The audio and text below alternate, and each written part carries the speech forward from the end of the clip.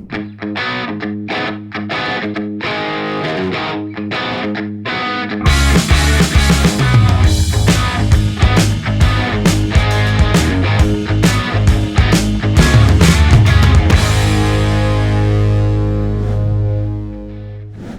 morning and welcome to the garage on Ride By. So we are here inside the Ford Territory Hybrid. If you've been following our channel lately, then you already know that Ford launched the Territory Hybrid, I think last month. And it is a very impressive new vehicle from Ford. Of course, they've had the Territory for a while now, and it's in one of their most successful models. But the Hybrid may be the one that really elevates the game for them, because as you know, the market right now is all about electrified drivetrains. And with the Territory, the hybrid system that they put inside is quite impressive. It has been developed specifically for the Territory nameplate. So it basically adds an electric motor, traction motor, and an internal starter generator motor on top of an Atkinson or a Miller cycle engine. And it produces more than, definitely more than 200 horsepower and a lot more torque. I don't have the exact figures right now, but I think we had those in the last video, so we just flash it on screen. And right now, we're part of a 10-car convoy for their media drive, their very first media drive going up towards Baguio. Right now, we're at the NLEX. We're just holding a steady 95 kilometers per hour, and all the advanced driver aids are off. I'm making particularly good use of the lane keeping assist because we're trying to keep a tight convoy. So this one is pretty good with the lane keeping assist of the Ford Territory. It's quite confident in how it holds the line inside on the highway, but it's not annoyingly intrusive, like how systems will basically kind of jerk the wheel towards the center of the lane. Here it's more like you just feel resistance. You feel some resistance as the car if you try to veer away from the lane. So it feels solid basically, and it's not an excuse for a driver to be complacent and to drive no hands, because at some point the car will be alerted, and then the car will be alerted. Okay, like first it sounds those beeps if it feels that you're getting out of the lane, and then the beeping will become more intrusive. In a while, I'm gonna try the adaptive cruise control, which I think is one of the best features for an advanced driving aid system, because adaptive cruise adaptive cruise control uses LiDAR to maintain a safe distance. So it accelerates and brakes for you, instead of just the normal cruise control where you also still have to step on the brakes and maintain the distance. So let's see how to do that.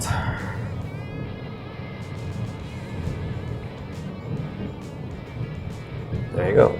So with adaptive cruise control, I set it to 97 kilometers per hour, but because the expressway is quite congested right now, it's just holding 84 kilometers per hour, then gradually speeding up. So ACC is one of those best features to really have in one of the more modern cars. Aside from the adaptive cruise control and the advanced driving aids for the Territory, I'm really liking this huge instrument panel here. So it's a solid panel, but it integrates two displays. It's a bit complicated to understand at first glance, so you need to be familiarized with where all the menus and information is. So right now, the rightmost panel is showing me the state of energy of the car, where it's showing that the battery is helping to drive the front wheels instead of relying on the gasoline engine. So this really helps to extend the range of your fuel tank. The hybrid system, as we noted in our preview, is quite advanced. So it's a series parallel system, and the battery is big enough that it can power the car at lower speeds without relying on the gasoline engine. And then at higher speeds, and depending on your throttle position, it will use also the gasoline engine. But then the moment you step off the gas, you step off the accelerator, the gasoline engine deactivates, and then now you're also using regen braking to recharge the car. So very seamless, and you wouldn't really know which system is working unless you're really attuned to listening for the hum of the engine or looking at the display over here. In terms of refinement, it's very good. I can hardly hear the engine right now because one thing is a relatively small engine. It's 1.5 liters, so it's very smooth. Of course, a bit boring when you think about it, but then again, I'll take boring over very noisy and unrefined. Other features right now are panoramic moonroof, although I have it closed right now because the sun is quite harsh and this car doesn't have a tint yet. The suspension is also a highlight. Ford has retuned the suspension for some refinement. I heard that this has beefier lower control arms in consideration of the extra weight that the hybrid system imposes on the territory. So it's a very good highway cruiser. I actually took a nap in the back seat a while ago for the first leg of the trip. There's still some tread noise. You can still hear some tread noise, but that's only because we're averaging around 90 kilometers per hour right now, and the asphalt surface tends to change from smooth to rough. Philippine roads. So overall, a very pleasant place to be in right now. I can't complain about the car. Later, we'll be climbing up to Baguio on Cannon Road. So we'll tell you how that goes in terms of the handling and the regen braking. All right. That is impressive. You know, of course, everybody has been familiar with the Ford Territory for a couple of years now, and it's always been ranked as a competent crossover, but not really excelling in anything. So they've been doing well because it's priced well. It got a pretty big dealership network, but this one, I think it really raises the bar for the Territory nameplate. It's basically a new standard. Everybody, kasi ngayon, all the talk now, if you're gonna get a new car and you want to save on gas and you want to do your part to conserve emissions, is you gotta get electrified. With this one, it's a hybrid drivetrain, as we already explained before in our initial video. So you've got a big traction motor, pretty big battery, 1.8 kilowatt hours, and it's an ICE motor with turbocharged. So you get a lot of power. The ICE engine makes about 150 PS, and then you get almost double that with the electric motor. And so torque, I would say something in the area of 300 to 400. They don't have an exact figure, but from behind the wheel, you can tell it has punch. So that's what's important. So EJ already talked to you about the main features and highlights of the car.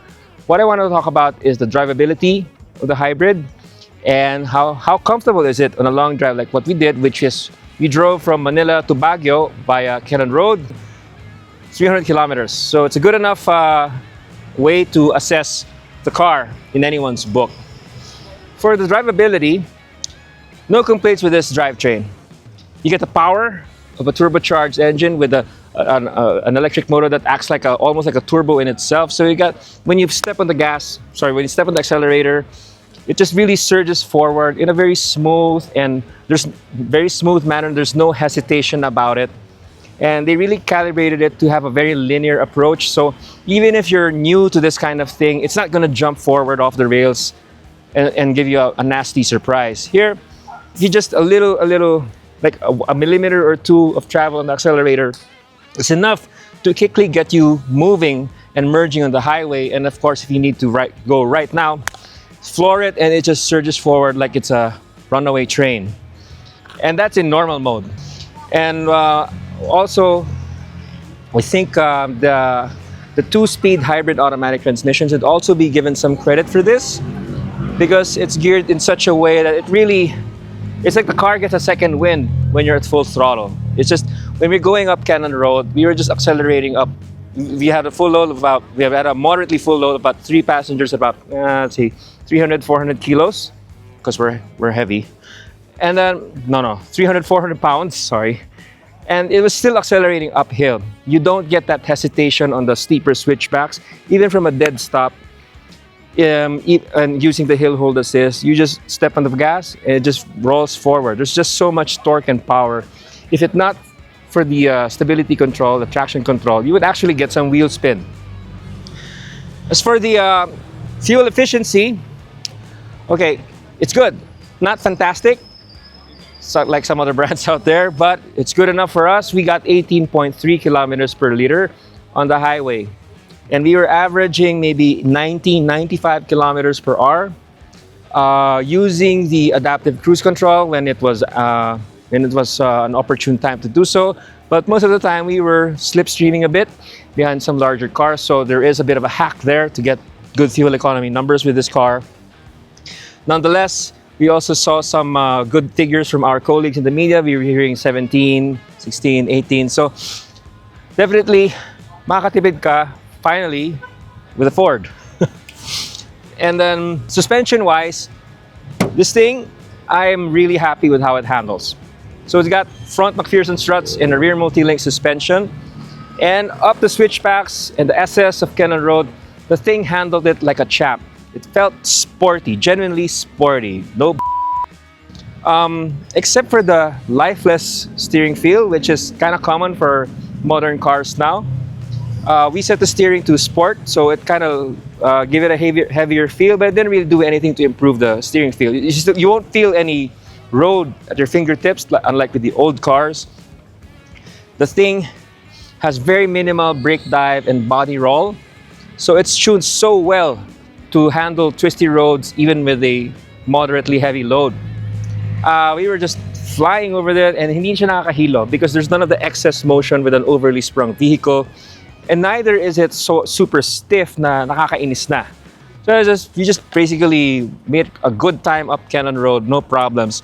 And special mention has to go to the, what we call it, the comfort setting of the brakes. So what it does is, it's a fancy way of redistributing the braking force between the front and the rear, so that under heavy braking, less brake dive occurs. And this was a big help in some of the faster corners where you kind of have to press deep on the gas, and normal tendency ng sasakyan is gonna it's gonna dive, right? With this one, you don't feel it as much, but it's still stopping effectively, almost like a race car. When you think of almost like a sports car. So that's some pretty good technology there in the chassis, because and also the suspension, I think, is also up to the task of energetic driving, because they beefed up the lower control arms. So overall, the handling feels like it was made for European roads, for brisk driving on European roads. It's not a pillow. It's not super sharp, but it's not disappointingly floaty. As for comfort, okay, I almost give it top marks. Almost. The seats are supportive and generally very comfortable, especially for the driver's seat, because I get the power adjustable seat. Front passenger is manually adjustable. The back seat is also lots of headroom and legroom. However, the seat back angle is fixed. I couldn't recline it even if I wanted to, so at the back you're kind of stuck with that angle, although we still got to take a cat nap over there. The aircon vents, I think they're a little too slim to be comfortable in our hot weather, especially these cars. They don't have tint, so the aircon is mostly on full blast all the time, and the vents are very, it's like a sliver, so there's not much air reaching us as much as you would want to. It's a tropical climate. You just want aircon at full blast most of the time. And then for the other features, so this is the titanium, so you get all the bells and whistles. Being a passenger, you get to enjoy premium sound system. Of course, you got smoothly syncing our Apple CarPlay wireless. It's synced up easily on the first try. So it's a modern system. It doesn't forget the car that it's synced with when you leave it and then you come back, and then it takes forever to sync it again. No, here, once you sync your iPhone with the car, you leave it, you come back, it syncs right up again. No problem. Siguro, my only complaint, my only real gripe with this car is that the dashboard is a little bit too busy for me. The instrument cluster, this 12.9-inch curved instrument cluster, Now, Ford has a penchant for putting all the information there for you to see. However, it's a bit of an information overload for me because when you're driving, you're like, I want to change. I want to change my playlist. So you gotta go there. You gotta swipe so many times, and then it's kind of a bit distracting. It takes a while for you as a new driver to understand where all the icons and functions are. And even when you're kind of experienced, it will still take a while to remember, oh, how do I turn on my hill descent again? How do I do this and all of that? On a more functional level, for taller drivers, they will experience that if they like to position the steering wheel kind of low, the lowest setting. By the way, the steering column is not telescopic. Yeah, it's only tilt adjustable. Would have been nice if it's telescopic. Anyway, when you adjust the steering wheel at the low setting, it will block your view of the speedometer and your tachometer. So this could get you in trouble if you're in a speed limit area and you think you're at the speed limit, but you're actually going faster. And this is a very real possibility because it is so quiet. You know, at about 90 kilometers per hour, you will hardly hear any wind noise because especially the windows are supposed to be extra laminated and they're good to be dead silent up to about 120 kilometers per hour. So the only indication of speed will be basically what you're seeing, obviously, and the tread noise from the Goodyears. But in terms of quietness, the NVH, it's so stellar. It's amazing that it's kind of hard to believe that a car that costs 1.6 million can sound so quiet, can be so quiet, like almost like a luxury car. That's what I'm saying. Hey there! Before we continue, did you know that we also have an online store? It is www.rideby.ph. Everything you need for your car and or your motorcycle. We've got detailing products, maintenance parts, gear, and many more. Do check it out and get 10% off your first purchase. Now, back to regular programming. So now today, we're gonna test the downhill handling prowess of the Territory Hybrid. We're going down a Sin road. If you're familiar with this road, it's very steep. Got a bunch of nice switchbacks. It's a two-laner, and you need a well-tuned chassis to be able to descend confidently at speed. So now we're in a 10-car convoy. I'm the car number 8, and we're keeping pace pretty easily. The chassis is, as I mentioned, is very well tuned. It's almost like it's a European SUV. The way it just feels planted, pero hindi naman siya yung matagtag. As you know, this car is assembled in China for Ford I believe by GMC, but it doesn't feel like a Chinese SUV. It doesn't feel floaty or unsure, especially when you're being more aggressive and you need to put in a lot of steering inputs. Here, it just does the job very quickly and smoothly. So it's very confident, inspiring. So they did a really good job of tuning the suspension. So it's front struts and a rear multi-link system. And then the lower control arms have been beefed up to handle the extra weight of the hybrid drivetrain. Siguro my only critiques are, one, with the steering feel. You can adjust the steering effort. So there's comfort, there's normal, then there's sport. I'm now on sport, which I think quickens the steering ratio a bit, which is ideal for fast turns, yung mga transient, fast left-right left transitions. But typical of most cars these days, there's zero steering feel. You don't have an idea of the available traction through the rim of the steering wheel. So you just have to basically get a feel for it by the seat of the pants, or yung narinig mo na nagsascrabble na yung gulong mo on the road. And another one is because it uses a hybrid 2-speed transmission, and we're in some very steep descents. I think these are like 8%, 10% gradients. You don't have the normal engine braking that you could get with a conventional transmission with a shorter gear ratio. So here, I find that I'm relying on the brakes more. I've already activated the hill descent control, so it manages the brake system more smoothly on very, very steep and slow descents. But for fast descents, the only solution I could think of was to put the transmission in sport mode, and in theory, this helps it to hold the two available gear speeds at a higher engine RPM. Alright, so just a little correction on how to maximize your braking force on long descents like this. It's not actually sport mode, it is actually eco mode, as someone just told me in our convoy. The reason for that is that in eco mode, the computer understands that you want to maximize your electrical power, your battery storage as much as possible. So in turn it maximizes regen braking. Regen braking is what happens when the motor maximizes friction to recharge, especially on descents. So pag naka-eco mode ka, which you can select here by pressing the star button on the steering wheel, anytime you lay off the accelerator or you're coasting, even if you're not stepping on the brake pedal, the electrical motor increases the friction, and this heat creates energy, so that is stored back into the battery. And this friction also helps to decelerate the car. So it's a pretty nifty way of getting some extra braking force to your car without actually stepping on the brake pedal yet. So it's a good way to modulate your descent speed by also mitigating the possibility of overheating your brake pads, especially if you're fully loaded and you're going a little too fast in the curves.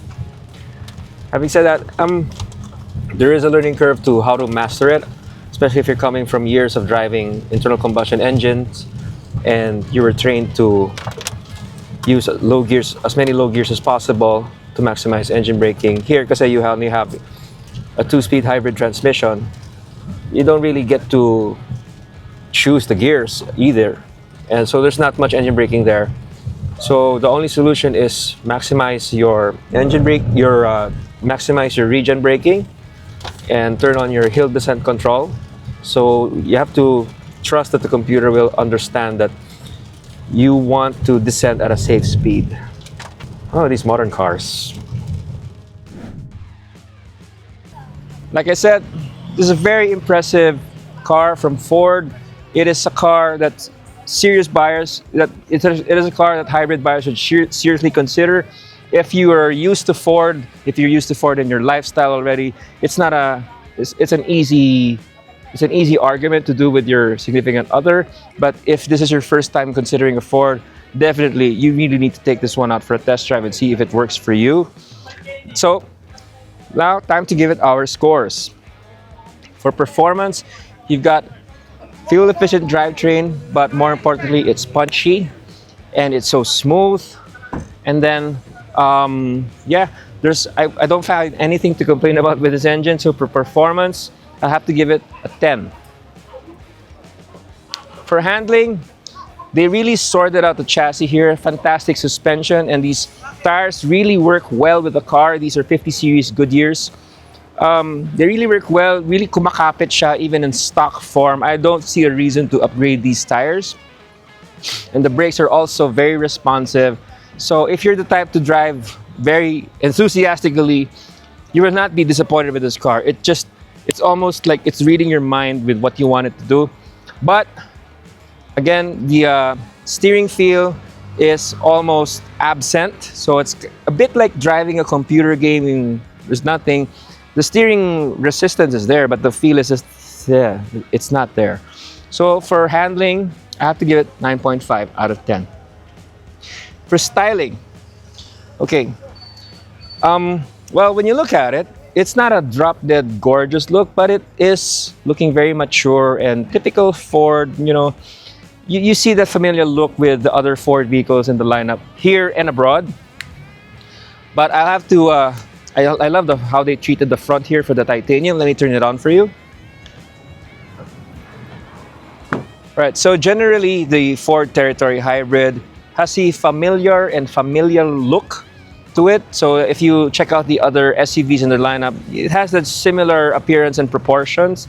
Speaking of proportions, ang ganda, I like how the 18-inch tires really fill up the wheel wells, and then you've got these functional body cladding, but it's not OA naman, it's still flush with the body. But I think the main highlight is with the front, especially with this grille. This 3D effect grille gives some texture to it. And then you've got this light bar here, plus these LED DRLs. So overall, it looks very confident, very powerful, and at night they really do provide a lot of illumination. Siguro, I probably wouldn't enjoy washing this car myself if I had one, because maarte yan eh. You need to be patient cleaning all of these little slats and spaces here and gaps. I'd probably just bring this car to a car wash all the time, or have somebody do it for me at home. For the styling and the inside, no complaints with the styling again, except for the functional compromises made by the instrument cluster, the way it impedes visibility with reading the speed on the highway. Otherwise, for styling, 9 out of 10. For utility, well, Ford, this is an ideal family vehicle. So you've got a big cargo space at the back, even without folding down the seats. But when you fold them, you really get a lot of space back there for all of your things. And you still got these functional roof rails, so you just need to clamp your racks here, or your baskets at the top. Yep. So, and then you got a fair amount of cup holders that can fit oversized bottles. So for utility, 9 out of 10. How about value for money? Well, this is the titanium variant, so you get all the bells and whistles. You get a full ADAS suite. You get 19-inch wheels, and it's about 1 peso under 1.6 million. It's 1,599,000. Granted, you get a lot of good stuff with the car, and it all works. Well, almost all of it works really well. But 1.6 million is still 1.6 million, especially when you consider that if you go down to the lower variant, which is about 1.399, so you're saving 200,000. You get most of the car that's already there, except you get 18-inch wheels, which is still a substantial size. You don't get the advanced driving aids. So I would say that that's the better value for money car out there as designed. So, but for the titanium, value for money, 9 out of 10. For the overall rating, I must say, like I said, I'm very satisfied with this car. It scratches that itch for enthusiastic driving when you're in the mood. For more mundane day-to-day driving, it proves that hindi siya matakaw sa gas, and it's useful. You can pack a month's worth of groceries in this car. And yeah, it's useful, it's easy to drive.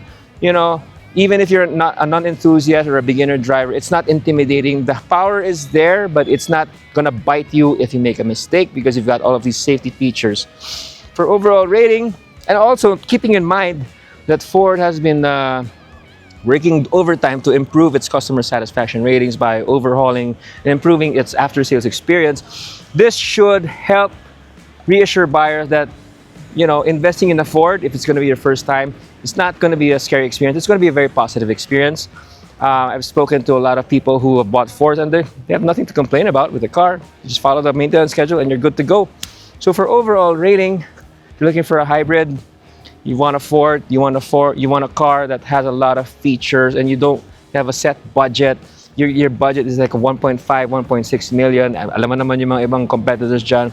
Overall rating for this one, have to give it 9.5 out of 10. Thanks for watching. Don't forget to like, share, and subscribe. Let us know what you think in the comments.